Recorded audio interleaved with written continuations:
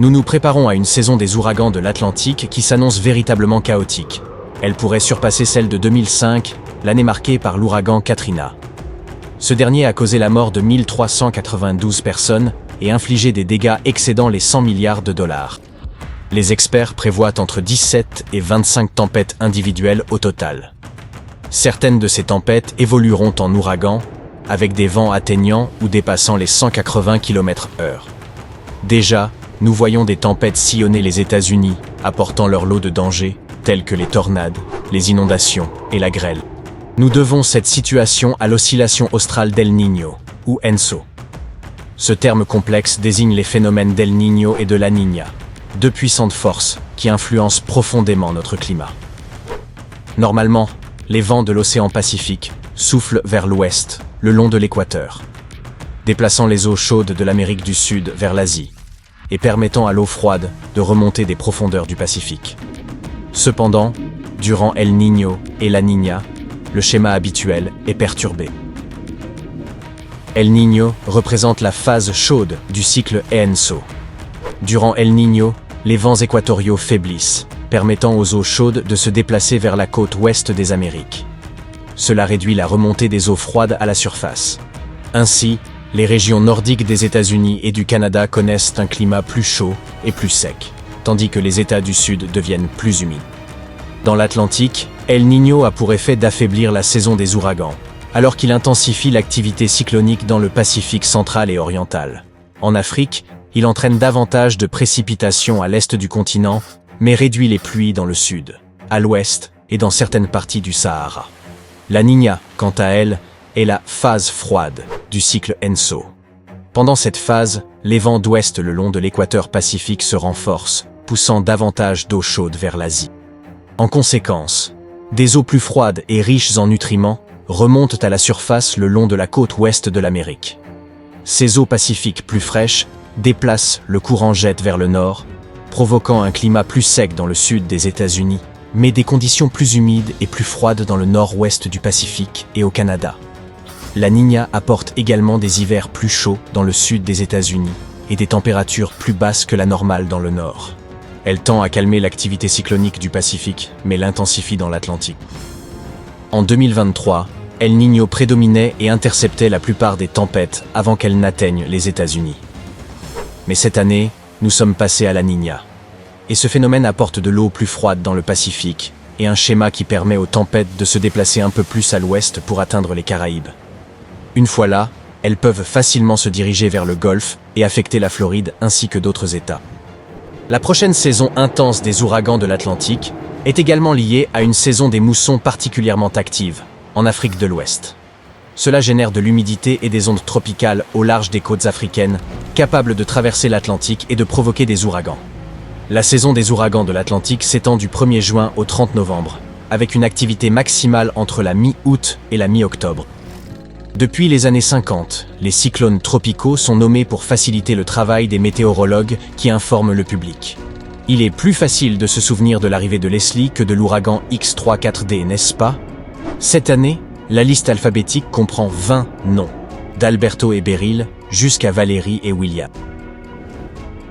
Espérons que ce ne sera pas aussi désastreux que l'ouragan de Galveston.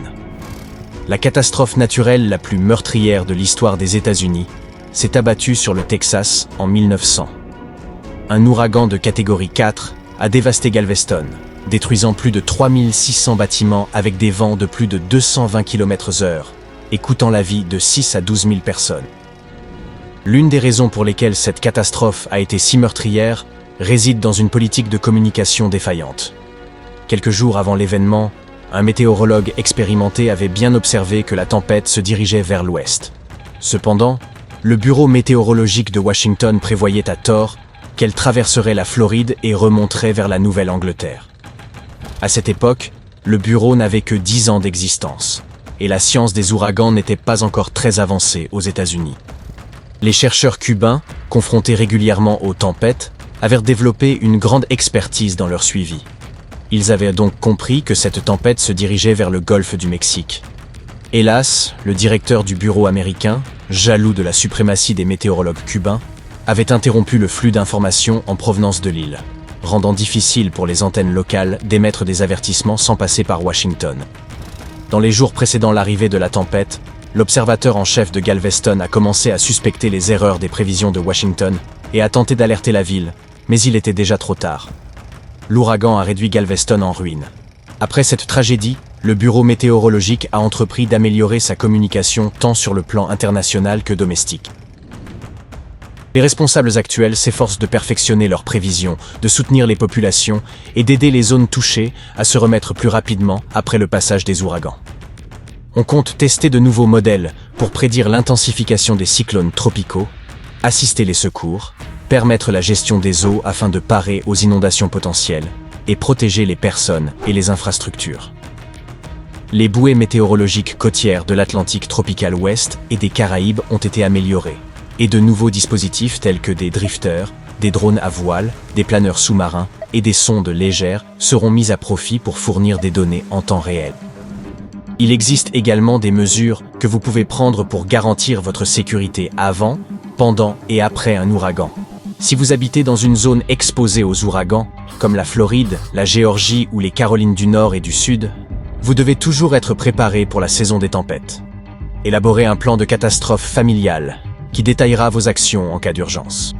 Élaborez plusieurs itinéraires d'évacuation au cas où votre route principale serait impraticable et déterminez un lieu de rendez-vous en cas de séparation.